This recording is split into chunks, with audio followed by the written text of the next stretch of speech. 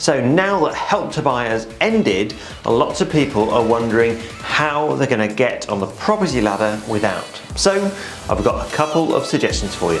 Let's go.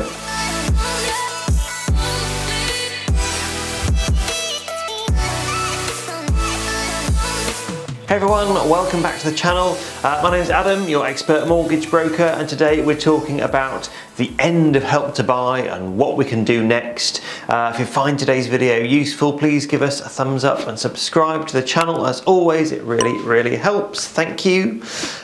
So let's talk about Help to Buy then. Help to Buy was a government scheme. It's just ended, so if you didn't know that, news for you, sorry to say, Help to Buy has ended. Applications had to be in by the end of October.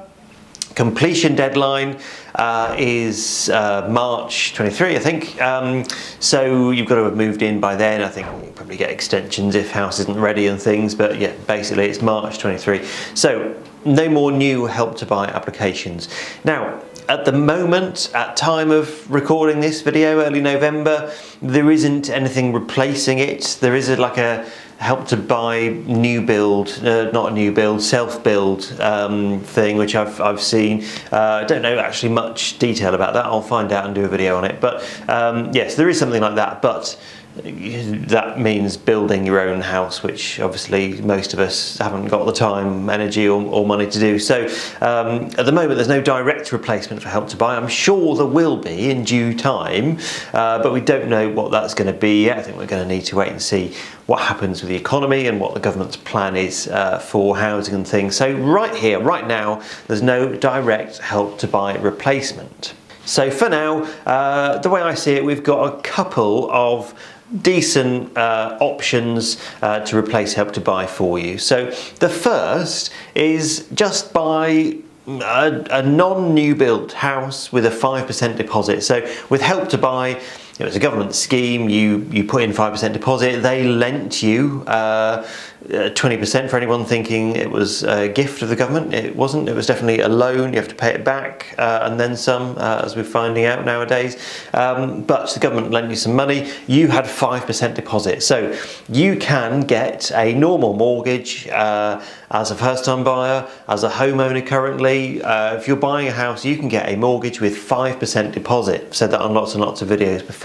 So you can buy a house on the open market with 5% deposit. Now, we will struggle for that to be a new build house. New builds are a little bit different. A lot of lenders want a little bit more deposit if it's a new build, so that's probably not so much of an option right now. But a second-hand property that's over 2 years old, or 1 year with some lenders, but let's say we'll call it over 2 years old, that's not a new build anymore. So lenders will lend you 95% of the purchase price of the property. So let's think of an example then. So let's say we've got a house at £300,000. 5% deposit is going to be £15,000. So that's the same deposit as we would have had if it was Help to Buy anyway. So £15,000 deposit. Mortgage, obviously, for the rest, what's that, £285,000. So that's your 95% mortgage. So you can buy a property for that, same as you would have done with Help to Buy. Now, there's a couple of drawbacks with it not being Help to Buy.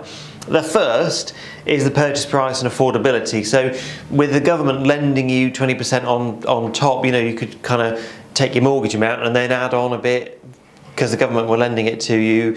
It gave you an inflated purchase price compared to what you will get without Help to Buy. So that is a factor. You're going to be buying a house for less than you would with Help to Buy.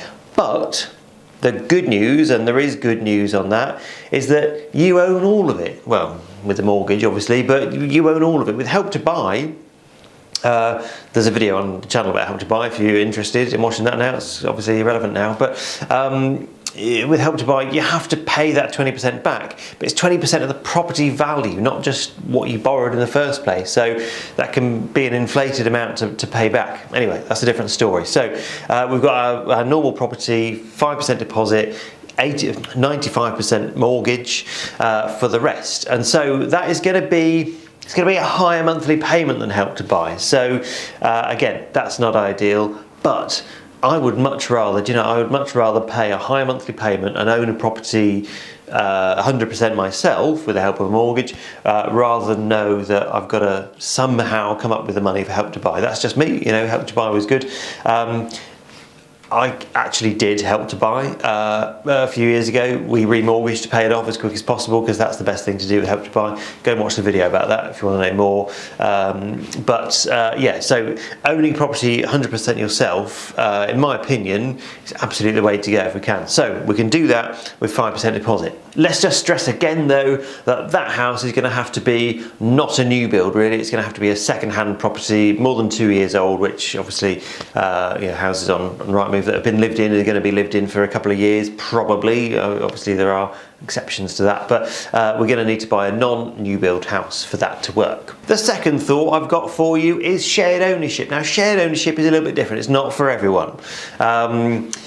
If you can avoid shared ownership and you can do 5% deposit on a normal house, do that rather than shared ownership. But shared ownership is a very good option for lots of people, particularly single people, you know, that haven't got the income and everything to buy a whole property on their own. Shared ownership is a really good option. So shared ownership works by buying a percentage of the property. So in this example we use 50%, but you can buy anywhere between sort of 25 and 75% of property depending on the housing association.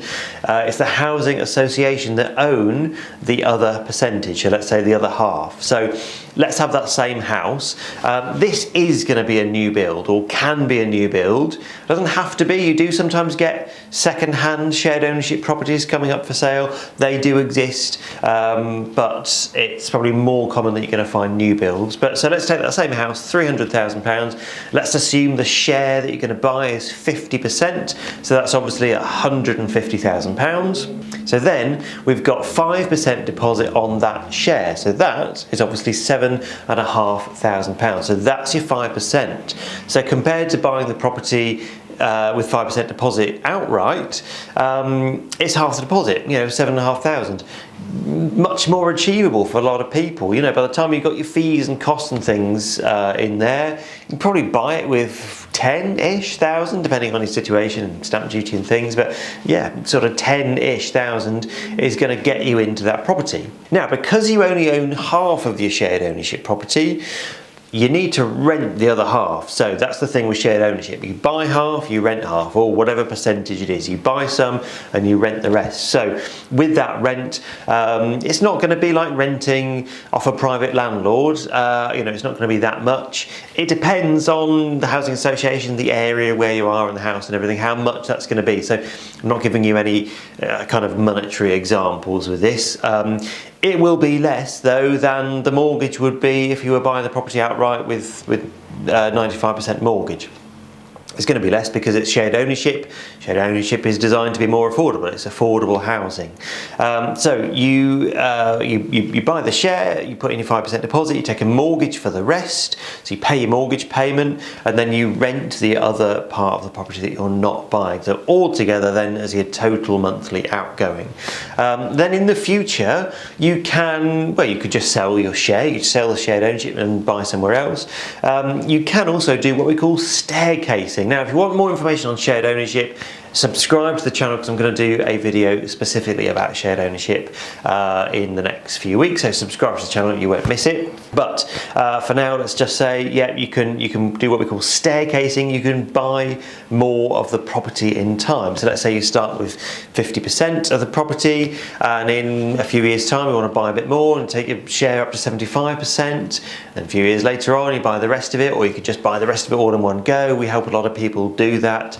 I've had a lot of customers where they bought a shared ownership and then we've helped them buy out the rest of the share. There's quite a process to go through with that, so you need a good mortgage advisor on your side.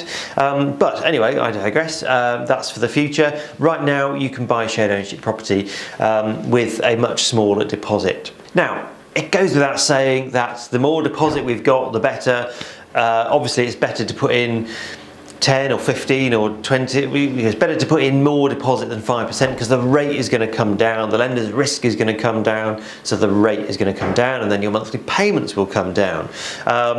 Everything's a little bit higher at the moment than we're used to. You know, it may continue like that for a little while, we don't know, but yes, the more deposit we've got, the better. But these two are examples of ways of getting on the property ladder with your 5% deposit, the same as you would have with Help to Buy. So I hope that has been of some use. If you would like to find out what position you're in, how close you are to buying, because it might be closer than you think, you can go and visit our website and you can book an appointment on there with one of our experts. If not, I will see you on the next video very soon. Take care.